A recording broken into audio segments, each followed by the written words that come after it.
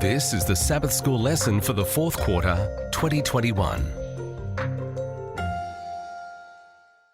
Lesson 4 from the series Present Truth in Deuteronomy is titled To Love the Lord Your God. It's ready for teaching on October 23, and I'm Percy Harrold. Monday, October 18. To fear God. Moses told the children of Israel to love God with all that they had. That was a command. However, a few verses later, Moses gave them another command, that you may fear the Lord your God. Deuteronomy 6, verse 2. Read Deuteronomy 10:12. What does it say in this text about love and fear, and how do we understand it? Deuteronomy 10 and verse 12. And now, Israel, what does the Lord your God require of you, but to fear the Lord your God, to walk in all his ways, and to love him, to serve the Lord your God with all your heart and with all your soul. In one verse, they are told to fear God, in another to love him, and in this verse, they are told to both fear and love him at the same time. In the common understanding of the word fear, this might seem like a contradiction, but it's not. Instead, the fear of God, in the sense of awe and respect for who he is, his authority and power and justice and righteousness, especially in contrast to our sinfulness, weakness, and complete dependence on him, should be a natural reaction.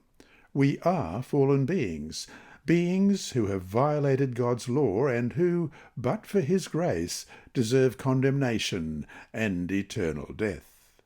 Read Ephesians chapter 2, verses 1 to 10. How should these verses help us understand how we can both fear and love God at the same time? Ephesians 2, beginning at verse 1. And you he made alive, who were dead in trespasses and sin, in which you once walked according to the course of this world, according to the prince of the power of the air, the spirit who now works in the sons of disobedience, among whom also we all once conducted ourselves in the lusts of our flesh, fulfilling the desires of the flesh and of the mind, and were by nature children of wrath, just as the others. But God, who is rich in mercy because of his great love with which he loved us, even when we were dead in trespasses, made us alive together with Christ.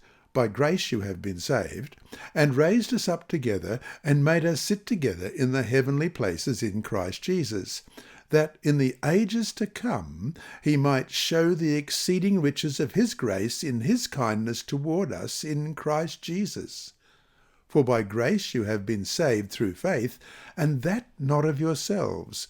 It is the gift of God, not of works, lest any one should boast. For we are his workmanship, created in Christ Jesus for good works, which God prepared beforehand, that we should walk in them. Despite the fact that we were children of wrath, which is why we should fear him, Christ died for us, and thus gave us a new life in him, which includes freedom from the sin and condemnation of the past, which is why we should love him. And just as this is true for us today, this same principle applied to ancient Israel. They were captives in Egypt, condemned to slavery and oppression, and it was only God's love for them and graciousness towards them that led to their great redemption. Deuteronomy 5:15 reads, Remember that you were a slave in the land of Egypt, and the Lord your God brought you out from there. No wonder, then, that they both loved and feared God at the same time. And if they were to do that, how much more should we, having the great truth of Jesus dying on the cross for us? So to finish the day, read Revelation 14, verses 6 and 7. How are we to understand why the command to fear God should be the first command of the Lord's last day message to the world? Given what we know about what is coming on the world, why does that command make so much sense?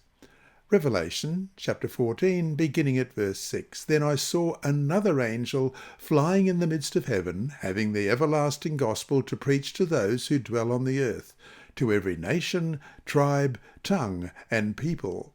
saying with a loud voice, "Fear God, and give glory to him, for the hour of his judgment has come, and worship him who made heaven and earth, the sea, and the springs of water." This lesson was read by Dr. Percy Harrold for Christian Services for the Blind.